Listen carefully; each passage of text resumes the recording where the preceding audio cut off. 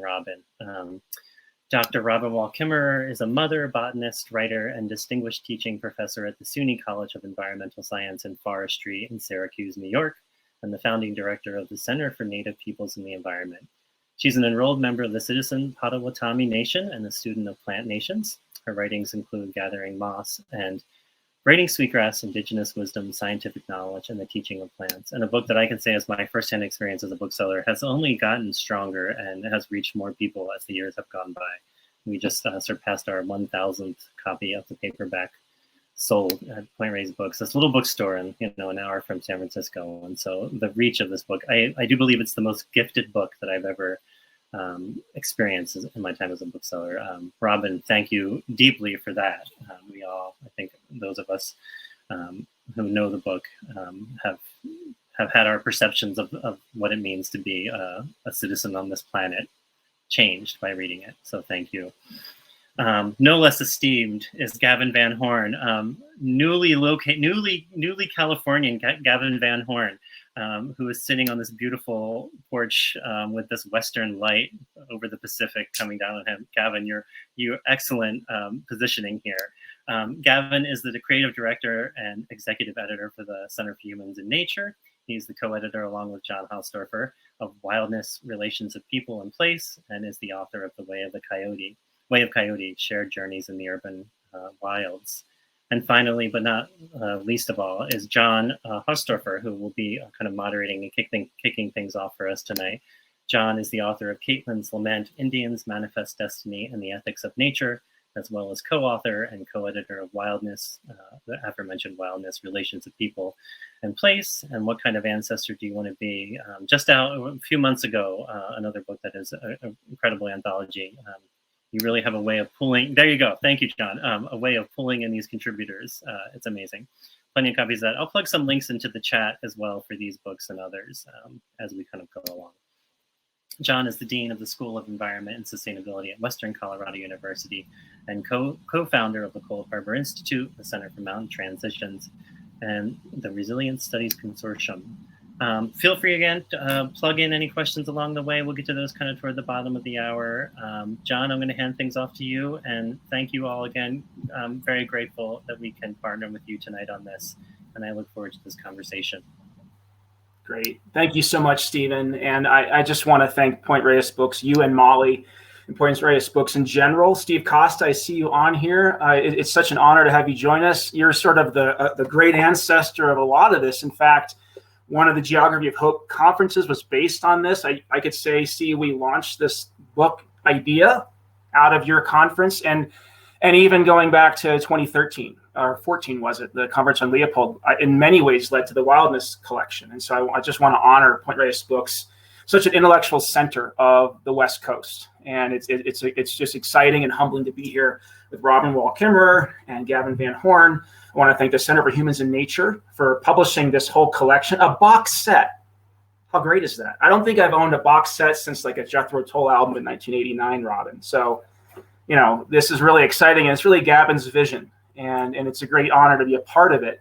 And in thinking about kinship, I think it's important to begin not only with what are the boundaries of our kin, right? We can go way internal and microscopic down to the nerves that actually inform our brain more than our brain informs our bodies, right? Down into the microbes, not only managing our health, but informing our way of being and interacting with the world, and then all the way out, right? To our own families, to the human and greater than human world, out to the cosmos.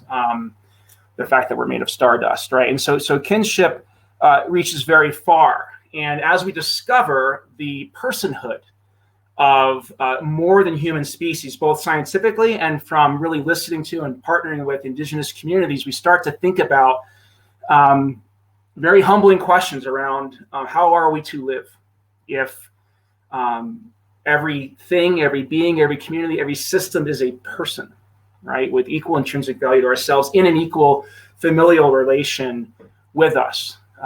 What is owed to everything in the way that we owe it to our own mother? And I think that's a question that's emerging.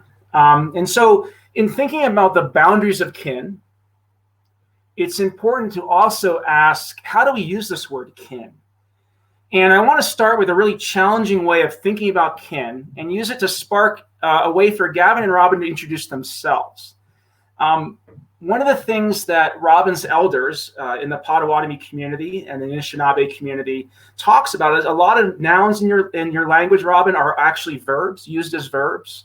And so, correct me if I'm wrong, but instead of saying you are my kin, I would say you and I are kinning right now, kinning. And I saw Melissa Nelson joining us on the chat, and she and I had a fun moment in a conversation in volume 2 called Place, in which I ask her about that. I say, what do you think of kin as a verb? And Melissa says, oh, that's a great question. I absolutely love it. You know, Robin, and so many of us steeped in learning our Anishinaabe language are shifting so many of these nouns to verbs. It really is a great gestalt shift or paradigm shift in our thinking. Using kin as a verb reminds us that kin is always alive. It's a movement, its flow and its process, kind of how wind and air flow. Or water, again, getting back to a river as kin. We're kinning with the river. So kin as a verb is permeable and it's movable. And it requires of us some action or intention. And I guess as a way of introducing yourselves beyond your credentials, starting with you, Robin, share with us, if you don't mind, a time in which you think you were most immersed in kinning.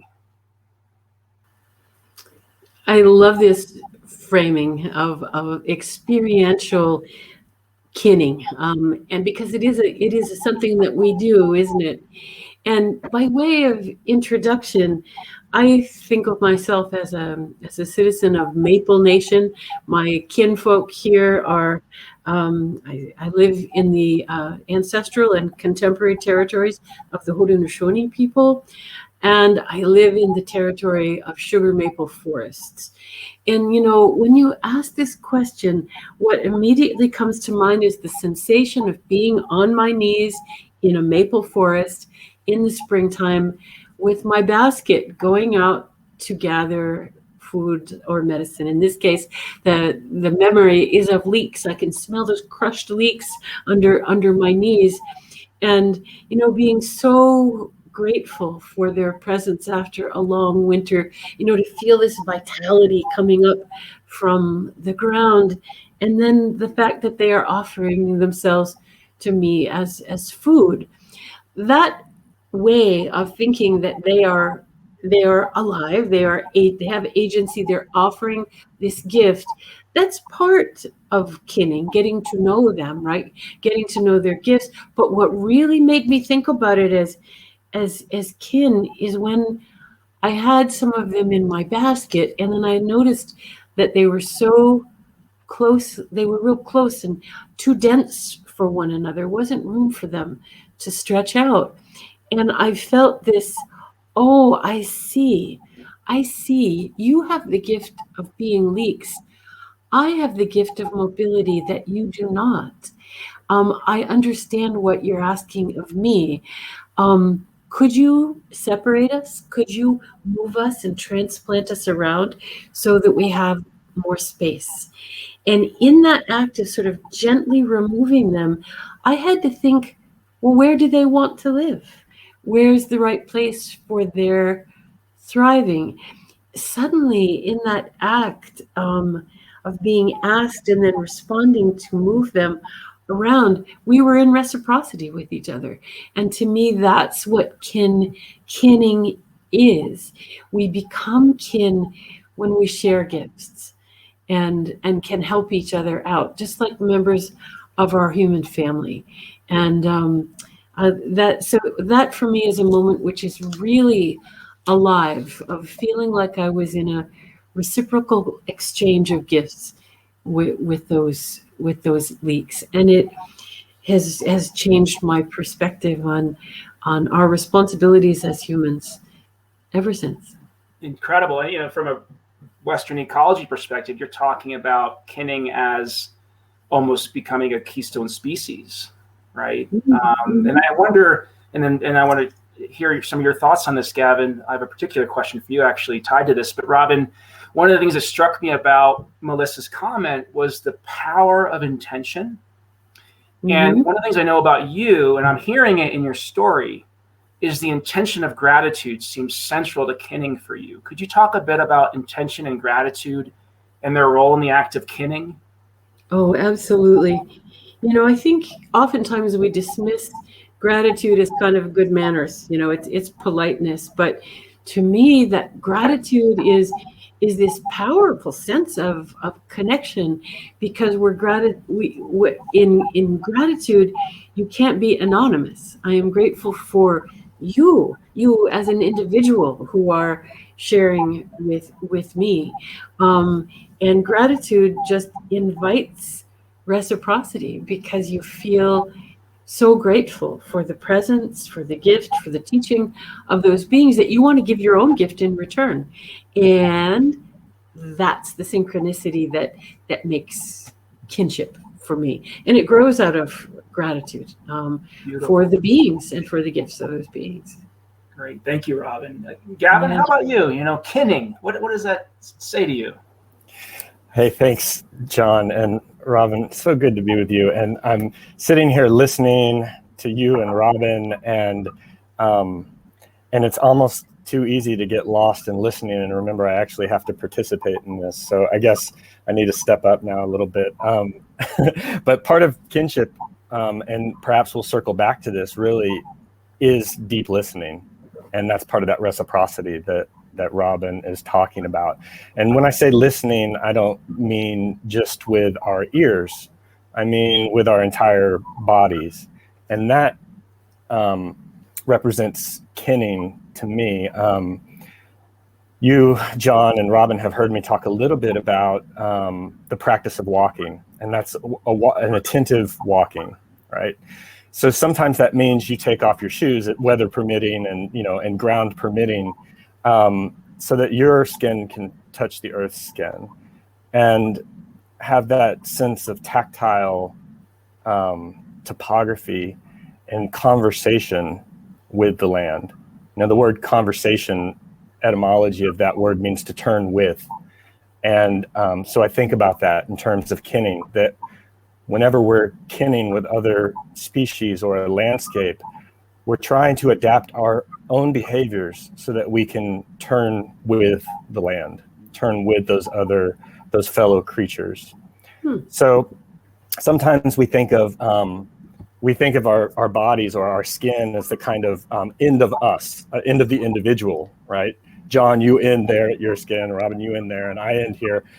But I think it's much more helpful to think about the skin as a membrane, which is what it is, and that it's actually our ability to hear the world comes from this surface area of us.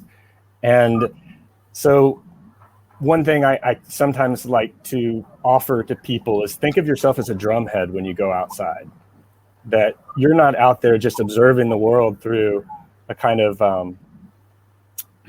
myopic lens, your own perspective. The world is actually playing you. And if you can tune into that, and be receptive to that, which again, listening, receptivity, reciprocity, these things are a constellation of companions, really. So that's just a personal practice that I like to do. It might not be everybody's bag, but I like to take my shoes off and get a feel for the landscape. And that almost by necessity requires that I slow down, because otherwise I'll trip or, cut my foot or whatever, depending on where I am. And that kind of slowing down allows me to listen more deeply to the place where I am. I don't know about you, Robin, but I'm going to sit with the world is actually playing you for a couple of years. Gavin, can you just say a little bit more about that? I mean, it's going to be an outstanding bumper sticker. It'll end up on my car very soon. It's really underneath that. It'll be a quote, "You got played," and then the world.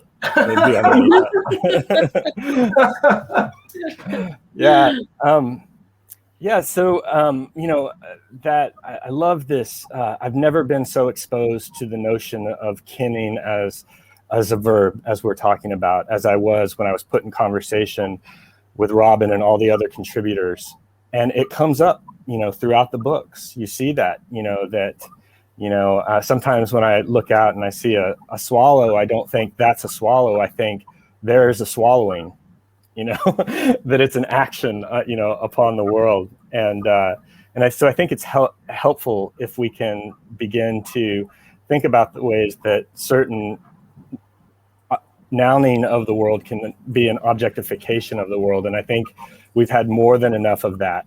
What we need is the subjectification of the world, which is more in alignment with what the world actually is, which is, as Thomas Berry once said, a communion of subjects, not a collection of objects. Well, if I may, Gavin, and Robin, this is something I've heard you mention in talks and some of your writings. Someone in the comments mentioned this, the word key, as opposed to calling, like last night's Harvest Moon, it, or a mountain, it. Can you talk about key a little bit and maybe how that fits this conversation? Is it something that comes to mind for you? Absolutely. And flowing from exactly what Gavin was talking about is English language is a language of objectification of the living world, right? That when we're seeing that beautiful moon, we say it is shining. That those swallows, it is chittering as it flies overhead. In English, we it the living world, whereas in Potawatomi that's not possible. We use the same grammar for each other as we do for our plant and animal relatives as well. And so, as a writer, particularly as a science writer, I am so frustrated by the needing to conform to objectification of the Western scientific paradigm and refer to my teachers and companions as its. And so interrogating the animacy of Bodwe Wadmimla in my own language, there is a beautiful word that we have that means just an earth being. And this was given me by one of my language teachers, Bamadisi Aki. And, it's a beautiful word and will never find its way into English. But Aki, and then that little sound at the end, ki, comes from the word for earth, for the animate living earth. And so I've just proposed that we use ki as a neologism, as a new word instead of it, so that we don't have to it swallows and owls and foxes and dandelions, that we can say ki is growing in the yard, ki is running along the hedgerow, not it, but ki. So yeah, and so Robin, try it. I wonder if that also helps us define kinning. That is, you mentioned companion and teacher, and ki awakens that discovery of greater than humans as companions and teachers. Is that process of discovery? One of the things I'm thinking about right now is Richard Powers, who's the next speaker in this series. In his book, The Overstory, talks about, Douglas fir trees, sharing 25% genetically with humans, and through mycelium and fungal networks, when they die, being able to spread nutrients throughout the forest. And so there's kin not only genetically, but Douglas fir trees are my elders for how I should live when I'm approaching the end of my life, and how to share whatever forms of richness I care about with the rest of the system. And so to me, that's a companion when I'm skiing through a Doug fir forest or heating my home with it. It's also a teacher on how to live when I become an elder. And that's, I guess that's kinning, huh? It's discovering the companion, the teacher. Absolutely. And I love how you broke that down, because usually we think about kinship as genetic kinship, right? And then we think about it as sort of ecological interdependence, but you're taking it even farther into that realm of ethical responsibility for each other, for sharing knowledge, for sharing wisdom, for sharing teaching, that it moves beyond the physical into the emotional and spiritual, as well as really vital dimensions of this bigger notion of kinship that we're talking about. Yeah, and I'm going to ask Gavin this question about, Gavin, the last book you and I came out with, Wildness, I think was trying to get at this sort of like every being, every system, every community is its own self-renewing, self-organizing system that has, equal intrinsic worth as humans. And Robin, you have this awesome part of your chapter in Kinship talking about Nanaboso and this idea that, like, if humans come last in the creation story, then everything's our elder. And I wonder, Robin, if that shift not only to kin as a verb, but a shift to everything as an elder, how does that help with kinning? And then Gavin, how does that tap into our last book, Wildness? How does that awaken a kind of wildness in the human mind, in the world that sustains us, of which we're a part? But Robin, you first, if you could share a bit about, not only do we need to see kin as a verb, but we need to see the greater than human world as elders. Yeah, as elders, not necessarily in age and time, although that is true for so many, but what the notion of elderhood and what you're kind of invoking for me, John, is this sense of humility, that we are the younger brothers of creation, as my Haudenosaunee neighbors say. Whereas in the common way of thinking about what are humans all about, it's like, well, we're masters of the universe.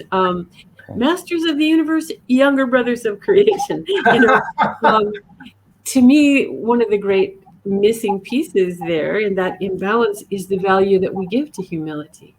And kinship, to me, and this whole book series, I mean, when we're looking at kin who are cacti and starlings and lichens and salmon, oh my gosh, your head explodes reading this beautiful series, right? Because there's so many kin, but they thread through with this sense of humility, that those beings have something to teach us.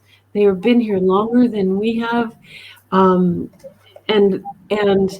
they're maybe the boundaries of the barriers of their skin, of their feet, as Gavin was talking about, dissolving those membranes, between ourselves and the world. They've done it better than we have, and so we could learn from them. Even come last in the Judeo-Christian story, right? And so, Gavin, I really want to ask you. You sort of brought this idea to not just Robin and I, but a whole community, and I want to ask where the inspiration came from. But sure, the inspiration for the book came out of the Wildness Project in some ways. And I'm curious how kinning is a kind of process of engaging with wildness, but how it goes beyond it, maybe critiques and complicates wildness. Why the shift from wildness to kinning? And what inspired this project for you? Yeah, that's a really nice question there, John. Before I jump into that, John's bored with me. He's walking away. I'm just kidding. There it is. Before we jump into that, though, I do want to. Robin sparked something in my mind about her essay and talking about and what you were saying, John, which is this sort of these lateral relationships between humans and other creatures. Robin uses the circle, the model of the circle, as opposed to the pyramid with us on top, right? It's the circle where everybody's there, should be there, unless we forget to be there, which is Robin's kind of warning in her essay, don't be the humans who forgot. But one of the things that stood out to me rereading your essay, Robin, was these different models for that we carry around in our heads for how life is related to one another. So sometimes, people use the metaphor of a ladder, or sometimes the tree of life came in there, along the way. But one that you used that really stood out to me was the placenta. I thought that was so cool. This nurturing, branching metaphor that is our very sustenance as children, right? And that made me think of that distinction between the pyramid as we hear the word or the phrase kingdoms of life a lot. Those are the animalia, the different floral faunal kingdoms. But one word that got repeated in the book a couple of times was kingdoms instead of kingdoms. So that it would be more appropriate to group things not with a royal metaphor or some kind of hierarchical metaphor, but to think of things as being in kingdoms, as existing in relational kingdoms. So I just want to throw that in there, and sorry for not jumping immediately to your question, John. Gavin, I accept your apology. You look great in this light. Thank you.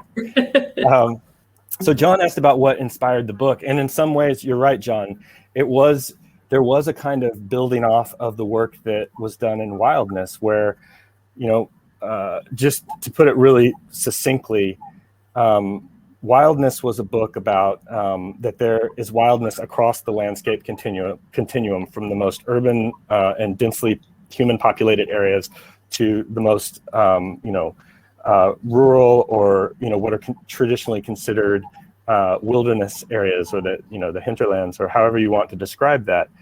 But that wildness was process. That was the life process. And that humans weren't necessarily defilers of that process, as we're often depicted in so many, just open up your Twitter feed or your news feed, and you'll see nothing but how humans are, we can't help ourselves. We simply defile what we touch. We wanted to challenge that, because we know there's a lot of cultures in human history that are still co-creating wildness. They're co-creating biodiversity.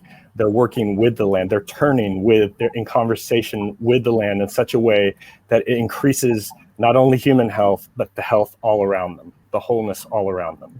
And we found it on the south side of Chicago, right? And we found it, in prairie restoration, and we found it, in a carpet company, and right, not just in the reintroduction of wolves, right? Yeah. So how does that tie into kinning? Where does this kinning project grow from, Gavin? So sometimes I said it's a wildness that is it's not only a continuum, but it's also depth of rootedness in place. And that is dependent on the way that we become and are kin with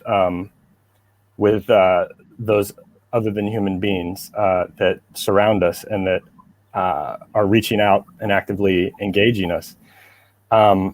So the idea of how do we think about kin and really dive into that was inspired by three things.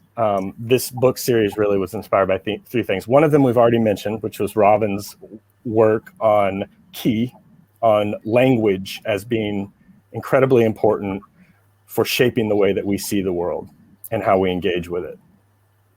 The second thing was Enrique Salmon, who is also a contributor, he's an ethnobotanist and a Rara Muri, and he talks about concentric ecology. And that's that wildness piece, that idea that humans, as John has already mentioned, could be a keystone species in a landscape.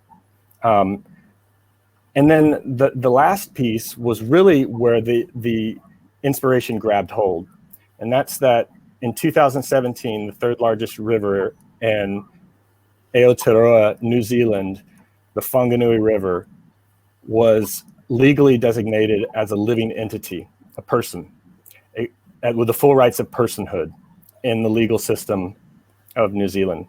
And that was the basis of a bicultural work between the Maori people that lived in that watershed and consider themselves stewards of that watershed, and then the legal system, the government of New Zealand.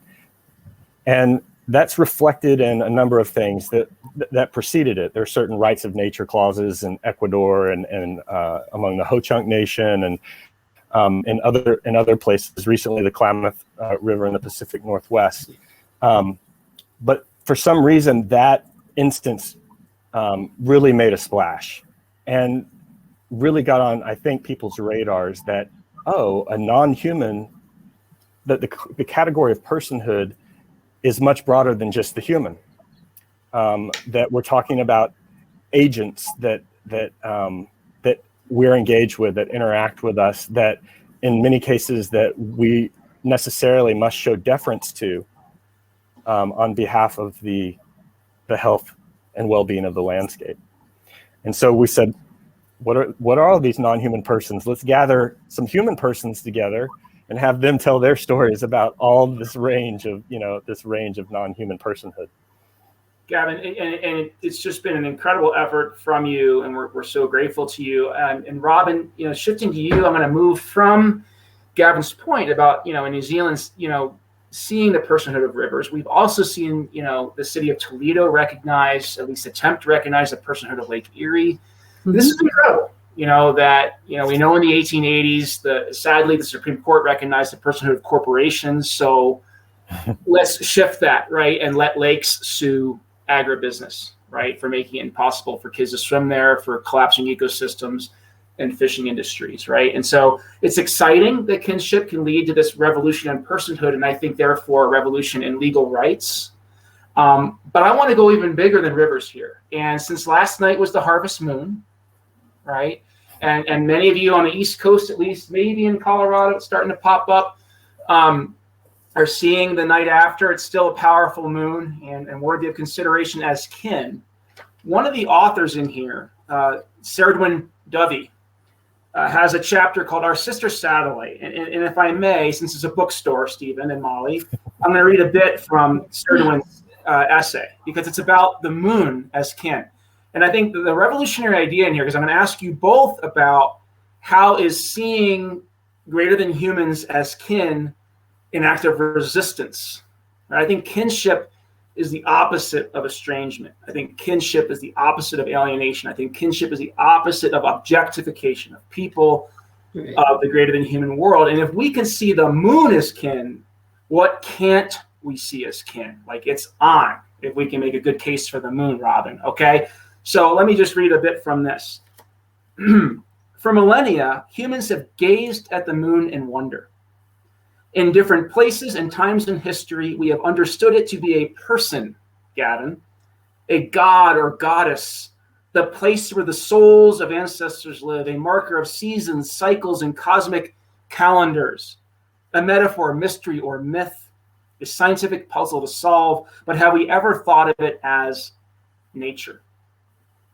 What might happen if we define the moon as part of nature rather than part of unnatural space, thus more powerfully acknowledging the moon's relationship to Earth? Prospective commercial moon miners are already trying to do this for different purposes by calling the moon our eighth continent in their venture capital bids, so that the idea of mining it becomes less shocking. Yet this kinship extension from Earth to our sister satellite can instead be used to frame the moon as the ultimate place of resistance, as the wildest spaces on Earth always have been, resistance to encroachment and destruction by humans. I'm going to skip to the next page just for a brief wrap up on this notion. I do not propose entering into a kinship relationship with the moon and all outer space as a whimsical thought experiment. I suggest it with urgency. And so, Robin, I'm curious, your reaction to, A, kinning with the moon. What does that look like for you? Maybe last night on the harvest moon, as your apples are, I'm sure, in upstate New York, doing what they do wonderfully every year. What does it mean to engage in kinning with the moon? But also, how is kinship, starting with the moon, moving to a river, moving to a human being objectified, right? How is kinship itself, Robin, subversive, an act of resistance? Let me start with Nokmastabak, who is our name for the moon, and what that means is grandmother moon. That's how we speak of her. It's not the moon, it's Nokmastabak. It is grandmother moon. And so within our long framework of understanding kinship with the moon, that is not a strange concept in Anishinaabe thinking, just heard in the language, that she is our grandmother. She has special responsibility for women, moving the water in our bodies the way that she moves the tides, bringing forth babies. She is the ultimate kinfolk in the moon. if we can come to think about someone as distant as the moon, as our kinfolk, how is that a radical proposition? Is what you're asking. Yeah. And gosh, there's so many dimensions to that. But to me, kinship is a radical and to the status quo dangerous conception, because when we feel kinship, when we practice kinship, we belong. It gives the lie to hyper individuality. It makes us feel part of this collective we. And many of the social and certainly economic institutions in which we are embedded in depend on alienation. They depend on isolation. If we are alienated from the living world, then we can commoditize the heck out of it. We can extract everything, make it all into property, make it into natural resources, not the gifts of our relatives. And so kinning is a very real antidote to saying that the world is just stuff and all the stuff belongs to us. Kinning with Grandmother Moon, with salamanders, with lichens on a rooftop. All of those are acts of resistance to the objectification and commodification of the world. But I also want to say that it also brings us joy. It brings us some joy and happiness. And that too can be understood as a radical reclaiming of who we are as humans. Robin, may I ask you how you found joy last night? Watching on the harvest moon? Oh, just sitting outside in that beautiful glow, and on the full moon, you can often hear the birds, especially this equinox moon, migrating, and so you can listen in on the conversation of the birds as they fly. I heard lots of killdeer the other night as they were flying, and I just wanted to say, kinfolk, have a good trip. Come back soon. We will miss you. So sitting in the moonlight, listening to the world, feeling that sense of belonging. That's how I spent my equinox. Thank you for that. And a reminder of what the anarchist Emma Goldman said: I don't want a revolution I can't dance to. Like, if this struggle doesn't have joy in it, we're in some trouble. Gavin, you sort of tagged the subtitle "Belonging in a World of Relations." I'm curious. Well, first of all, your thoughts on kinning with the moon, and if the moon is kin, how does that empower us to resist all places being objectified and empower us to kin with all places? But I'm also curious how the word belonging came into the subtitle. But start with the moon, if you will. Yeah. I love what you say about joy, both of you. I think of that as a more sustainable emotion to fight for what you love, out of love rather than something else. I would only add to what Robin had to say by saying, that extractivism, as it's sometimes called, is the kind of mythological water that we swim in. A lot of us, most of us, maybe. And the notion that people are in a race to get to the minerals that are on the moon as the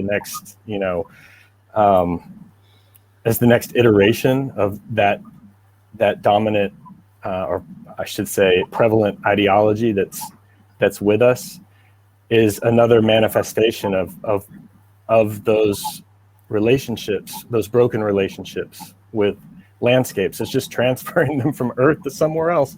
We carry these ideas in our rockets. They don't disappear in the atmosphere on the way up. So,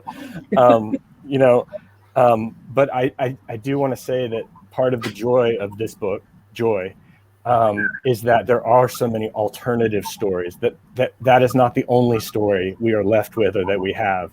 That's just one particular particularly virulent story that that is told.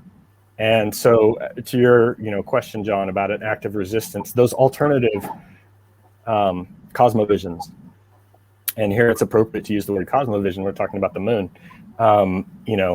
those alternative let me just stories. pause for a sec, because your screen froze. I just want to make sure everyone heard Gavin said, and it's important, this is Marin County, Gavin said cosmovision.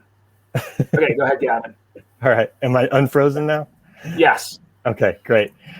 I was just saying that those stories themselves are acts of resistance that, and they're throughout these books, various ways to think differently, to not think in those pyramid terms, but think in more of those circle terms, as Robin put it.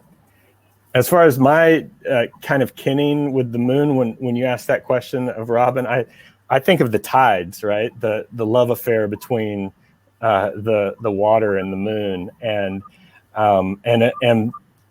especially now that I'm here in California, the intertidal zone that is revealed and then disappears twice daily. All the life that thrives there in that kind of ecotonal area. But I also think about some of my most perhaps times of being comforted by water are just putting myself in a ball and bobbing, bobbing with the Lake Michigan or the Pacific, so. Incredible. Yeah. I mean, and it's fun to follow Gavin around, everybody, barefoot, tactile, walking, bobbing in the water, sitting aglow on a California evening. It's worth spending time with Gavin, not just reading his books. And that really helps me transition to our final question. And I want to open it up to our friends out around the world listening. And when you were talking about both of you, I'm glad you brought up joy and you brought up practice. Gavin, your practice of bobbing, your practice of that tactile contact with the earth. When you walk, Robin, you talking about, last night, the active listening. I think the active listening, Robin, is particularly important because you talk about attention. A very important friend of mine talks about attention. It's like what they hope to make them who they are. And I think I want to end with the practice of kinship. Our final volume is called Practice.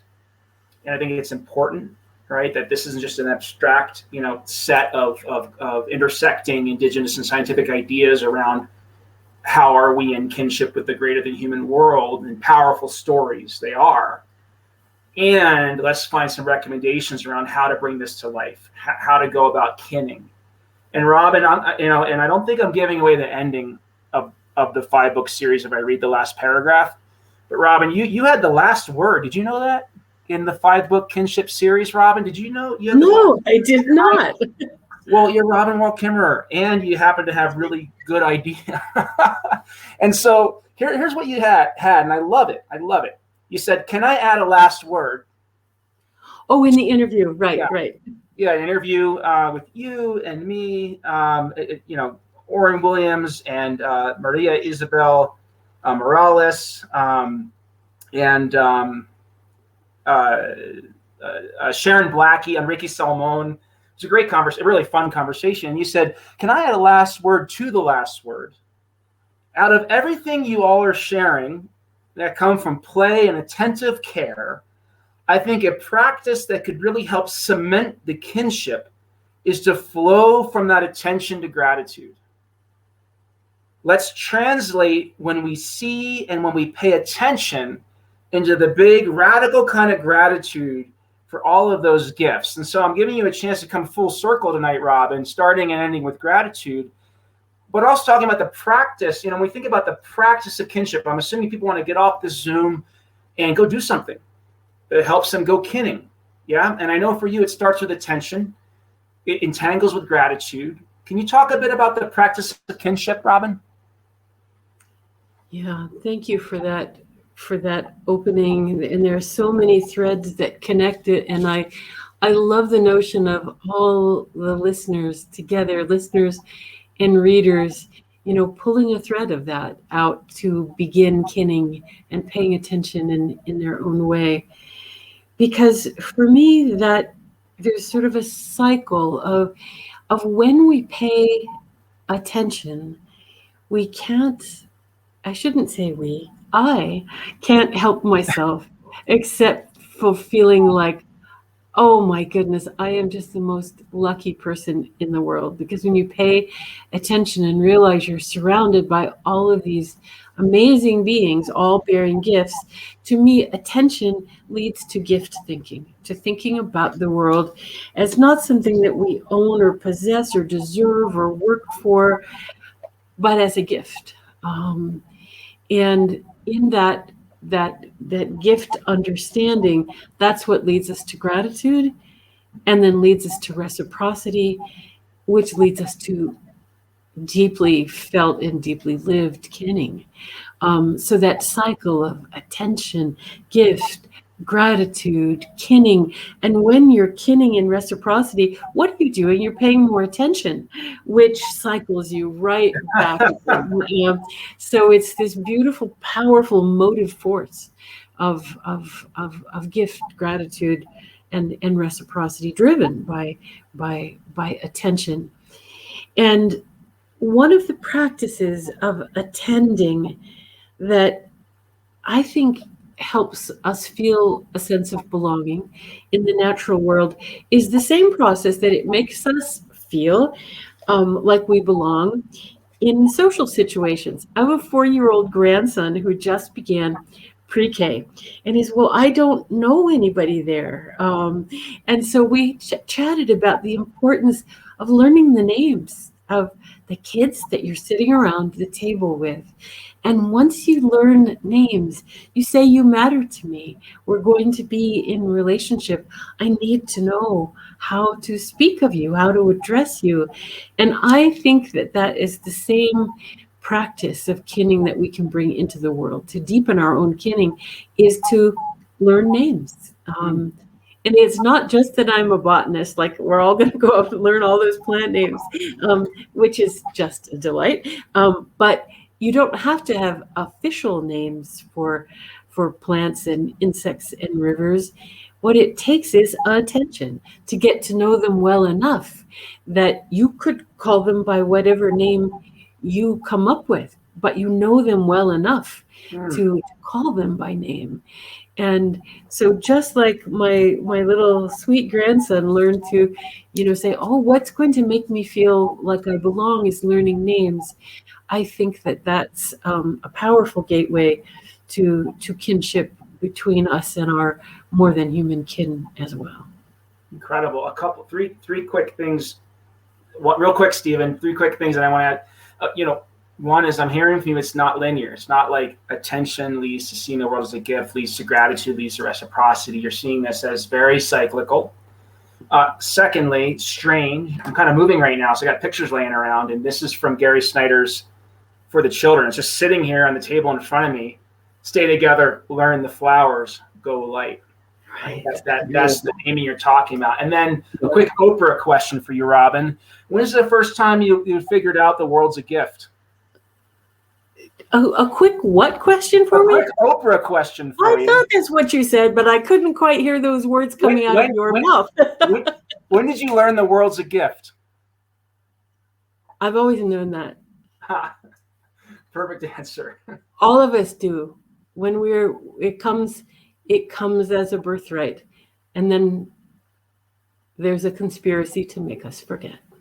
Oh, Gavin, practice of kinship. Final word, and Stephen's gonna lead our guests in some questions. Don't make me follow that, John. I love that. That's a choice. It's a choice to follow that. That's even worse. I spent a minute going through our Volume 5 practice to remind myself of the different sort of main topics that people wrote about as practice of kinning. And, a few things that you might expect, some that you might not, but it ranged from natural history. Robin was talking about naming. There's a naming element to natural history, although it's probably maybe a deeper practice of natural history to let something reveal its name to you. There's restoring, gardening, practicing soil health, being with grief, the grief of places, of landscapes, of sitting with that grief. Dance, weaving, language and the revolution of language, forest bathing and forest healing, collaborative learning and teaching, and welcoming, creating public spaces that are welcoming and to all. So those are that's just a smattering of sort of kinning practices.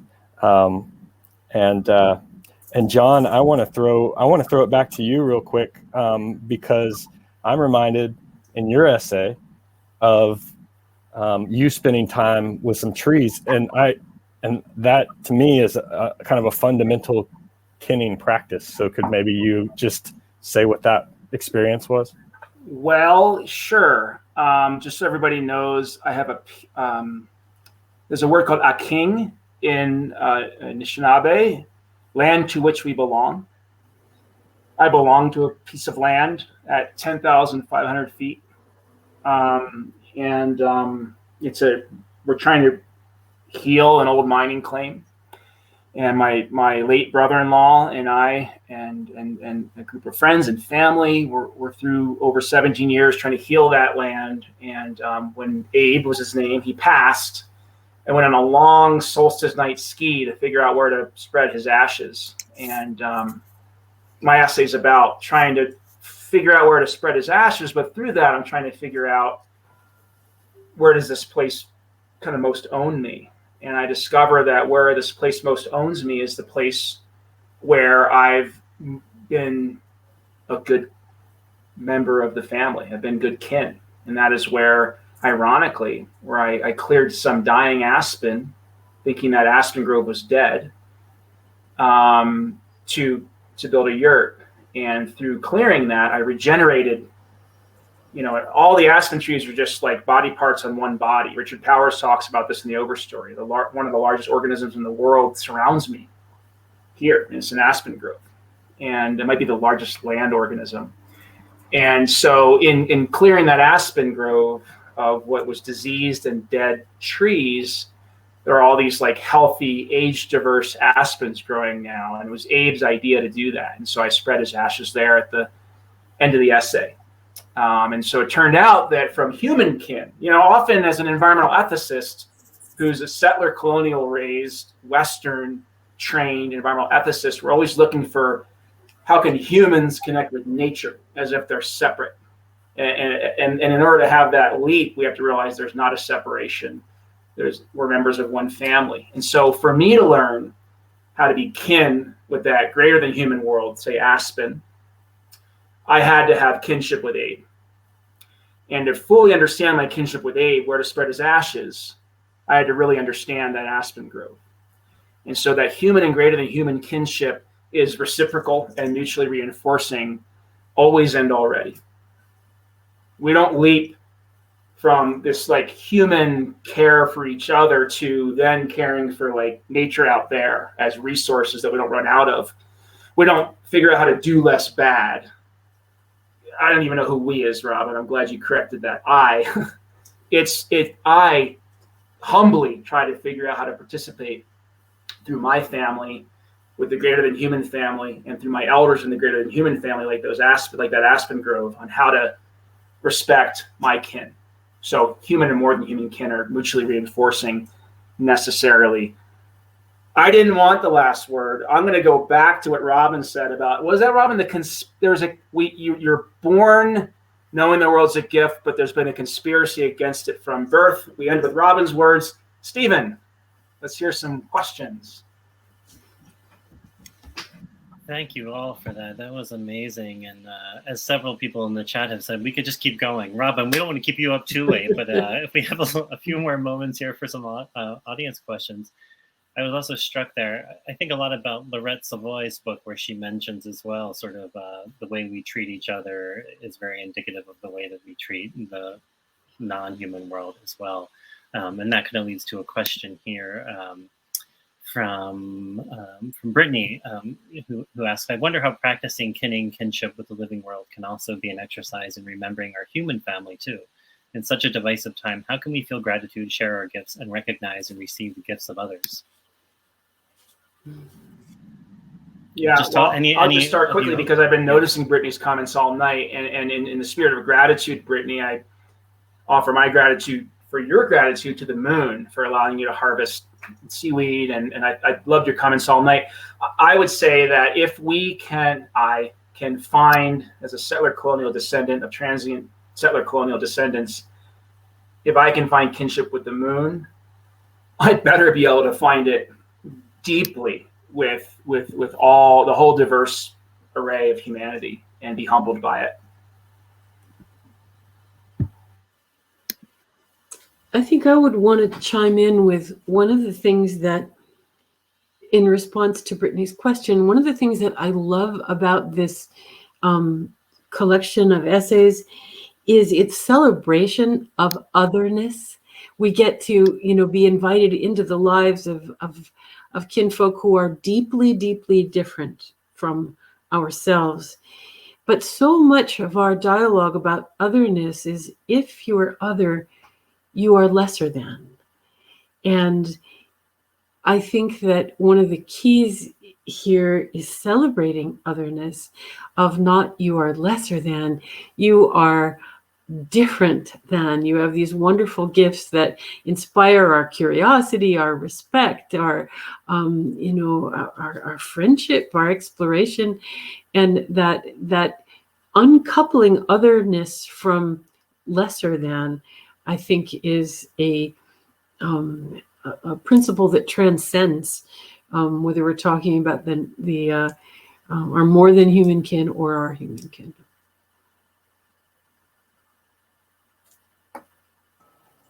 I don't think, all of us need to chime in every time, but I will just say that that I want to pick up on that word remembering. I think it's a really important one. I think Kurt is here, Kurt Miney, and he has written an essay on remembering. Laurette Savoy, you mentioned her, Stephen, and she writes about remembering and trace, and there's something wonderful about that, because it's not only the forgetfulness that we talked about earlier, that we need to remember who we are by remembering to care for the others around us, but there's an actual physical component, that we're remembering something that's been put out of joint, something that's become disjointed, that we're members finding one another again. And I think that's sort of the heart of kinship. Yeah, and I like what, hey, Brooke Williams from about 200 miles away from you, I like, Robin, what Brooke and Gavin added to this. Otherness does not mean lesserness. I think that's a nice addition. One of the things you say, Robin, at the end of your essay, which I think fits into what Gavin was just saying about remembering, you say kinfolk are made by reciprocity. I love that verb, that we're made by reciprocity. No one needs to be lonely. They're doing dishes in Mother's kitchen.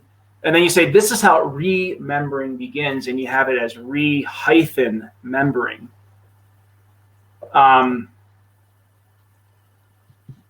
Why do you hyphenate remembering there, Robin? Well, to highlight the very things that Gavin was just invoking, that there's so many different meanings to this remembering, because to be a member of a family, to be invited back into the fold is to remember. And it requires, that joining again of remembering requires all the things that all the meanings of that word remembering that Gavin was calling forward. So many questions we have here kind of deal with this language that you're talking about, and this, these books are kind of a linguistic project in a way. And I wonder from each of you, maybe this will lead into the next question, but if I can be excused to ask one myself, how much of in this kind of moment of era of globalized crises, how much of this is a linguistic and a semantic kind of crisis? Are we or searching for new metaphors. I mean, that will kind of ground us in a new animacy of language, as Robin often talks about. Do you see that, and did you see that in putting together this collection? I mean, were there certain kind of threads that you picked up on as you were putting this together that kind of would tie into something like that? That's an interesting question. I guess I would answer it by saying, just from my point of view, I don't want to say there's nothing new under the sun, but it's all there. Everything is there for us, and so calling a book series Kinship is just a way of providing a framing for people to see from. Maybe they had this perspective all along, but they just needed the concept to direct their thoughts and actions, So I kind of see that as part of the project, when we talk about, using kin as a verb, or, talk about key, or talk about concentric ecology. These things are all in some ways part of the ether. They're out there, but it's just providing maybe a focusing lens for folks to give their attention to it. Robin, has mentioned attention so many times, and that's just what it is. It's like a focusing device so that we can spend time with that. And it may, bring the light bulb on, for some. What do you think, Robin? I have some thoughts, but I want to hear your thoughts on this, if you don't mind. No, I'm very much aligned with what Gavin just said, in the way that, to your question, Steve, do we need new language? I think we need I think we need to remember these ancient ways of living that are already there, and reimagine ourselves in them. And one of the ways we reimagine new stories is, of course, with new language. But to me, what's most important is the remembrance of other ways to live, and figuring out a way to inhabit those deep stories.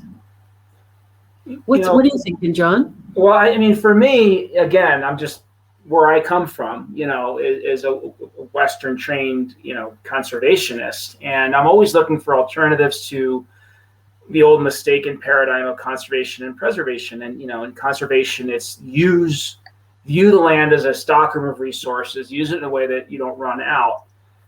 Preservation is, to separate humans in order to let this thing that I don't even think is real, called nature, without humans, to flourish. Whereas to me, kinship, immediately views humans across cultures, first of all, the kinship across cultures, learning from each other with humility, and then the human to greater than human relationship, in which humans become that humble but important keystone species. To me, it's an important alternative to other Western conservationist concepts that immediately separate humans from that greater than human world, and immediately call us out to be responsible family members, living with gratitude. What else, Stephen? Well, just watching the chat here, I see Marcia Bjornerud, who I believe is the author of an amazing book called Timefulness, a great book about geology and how thinking. Timefulness? Timefulness.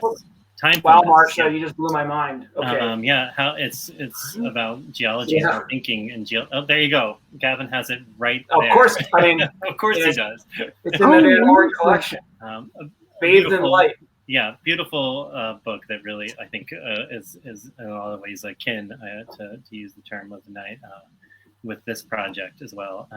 Maybe the way to end it is a question that kind of ties in several of these things. This is from Sarah, who asks, in this conversation about language and having invoked Douglas firs, how would the panelists speak to the call for recognizing older, truer names of kin and place, and or replacing colonial names for places and beings as a part of this deeper human remembering? And in their view, how does or might this connect to dismantling colonial and capitalist power structures and living in a deeper belonging and repair? Light question to end the night. But it does, that sort of ties things together in a really beautiful way, I think. Well, I know I don't want the last word, so I'll just say that we lost Barry Lopez in the last year. And as important as Arctic Dreams is, I think is most, for me, the book that moved me the most was the rediscovery of North America. I think North America, or maybe just America, in which he argues that Western settler colonialists came with such a frontier mindset. You never need to care for a place if there's always another place to displace, exploit. We have, we being settler colonial culture, has yet to discover the ecological, cultural complexity, knowledge, understanding, challenges, allyship possible. So for me, kinship has to be a decolonial act that begins with, as Robin says, attention, something that's hard for anybody raised as I was, a setting aside of a white patriarchal ego to see the world as it is rather than the world as it serves me, and to be humbled by the incredible diversity of cultural knowledge and ecological knowledge out there. To me, kinship is the beginning of a process of rediscovery. That it has to start with incredible humility and remembering that we're of a family. And as Robin says in her essay, we come last, everything else is an elder. I'm going to jump in because I like John's strategy of giving Robin the last word. Hey, no pressure, no pressure. Big star, everyone's big star.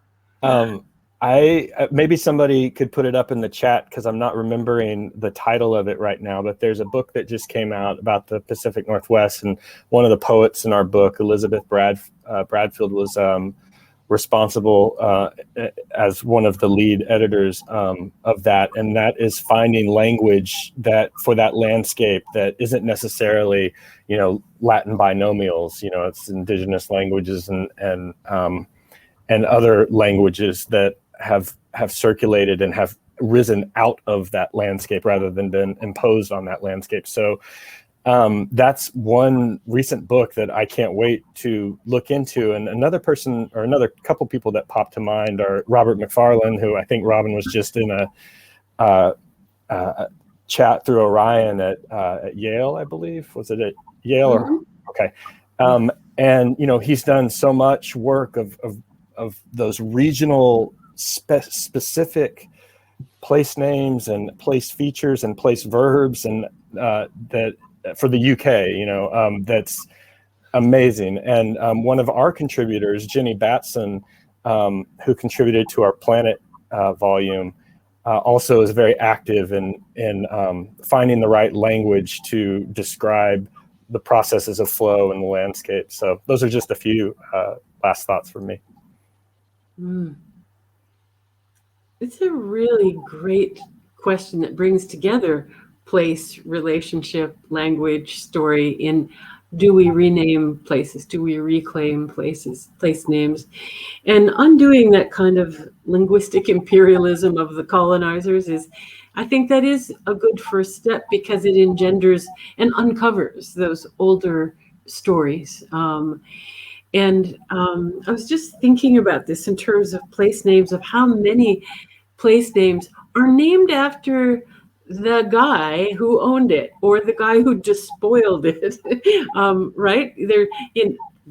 That's what so many of these names are. Talk about ego. I am going to stamp this land with my name, as opposed to so many of the original place names, which are about relationships. They're maybe about kinship, that bend in the river where we harvest willow, or that place where the wind brings the waves in this particular way. Those are names which belong to the place rather than belong to the person. So while I think there's much to learn in uncovering old names and old relationships, what I think matters most as we think about the names for our places is that the names reflect that they are our home. They're our home. They're the home of ourselves and our kin. They're a place that we are in reciprocity with, not a place for which we claim responsibility, not property rights. Well, thank you. Several people in the chat have been asking if there's a way we can all connect after the fact, and now I typed it in there, but I want to mention this is the kind of event that spurs, I think, a greater dialogue, and we'll continue the work in another form. I'll send an email to everybody who attended tonight, and we'll figure out some way to connect you all together. A few people have also mentioned Emergence Magazine, which also helped us spread the word. They're good neighbors of ours here in West Marin. We were very fortunate to kind of take over the bookstore right as they were getting started. And so in similar ways to Steve, Costa, and Kate, forming a kind of this partnership with you at the Center for Humans and Nature, we've kind of continued that. And it just, watching that circle expand, and the people coming together, in an effort to do the things that you're talking about with the series. Stephen, I want to say that one thing I hadn't mentioned that I want to mention for people who want to connect further is that there's a podcast that the Center for Humans and Nature has collaborated with To the Best of Our Knowledge, which is a Wisconsin Public Radio program. Wonderful. Steve Paulson and Ann Strainchamps, the co-host of that.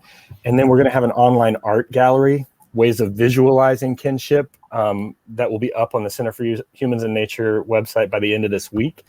And then one final plan for those who want to keep talking about these ideas, these books, is that we haven't done it yet, but we're going to start a book club where we're going to meet for each volume successive months. So I want to put that on people's radars to pay attention to what's going on at the Center for Humans and Nature. Well, that's great. Thank you, Gavin. And we'll get all that information from you as well, and we can share that with attendees, so that all that information goes out. Yeah, I just put the To the Best of Our Knowledge Kinship series in the chat there. Oh, great. Thank you, all three of you, so much. It's rare that I feel like I want to keep sitting in front of the computer and hearing more conversation. And so maybe we can revisit this next spring or something. Let's do this in Point Reyes. And it did have a feeling of a geography of hope to me, which is like the highest honor. That sets the bar for kind of a transformative conversation and event and gathering. Even though we just saw the three of you on the screen, I really felt the energy of the audience, and how invested everyone is in this. And so, Stephen, I wonder if everyone in the chat could thank you for continuing the legacy of Steve and keeping intellectual life just so alive within and beyond Point Reyes. I know I'm incredibly grateful for tonight and also everything you've done with that bookstore. It's incredible. Well, thank you. I feel like it's a selfish pleasure for me because I get to participate in this and learn and grow in the way that I think all of us dream of in their profession, in their vocation. So thank the three of you. Let's do this. Like I said, let's do this in person. I want all of us gathered in West Marin at some point. That would be lovely. Thanks everyone joining. Good night. And as I said, the replay will be available here and on YouTube in the next few days. And congratulations to you on this remarkable accomplishment. Thank you, everybody. Thank you, everyone. Thank you so much. Good night.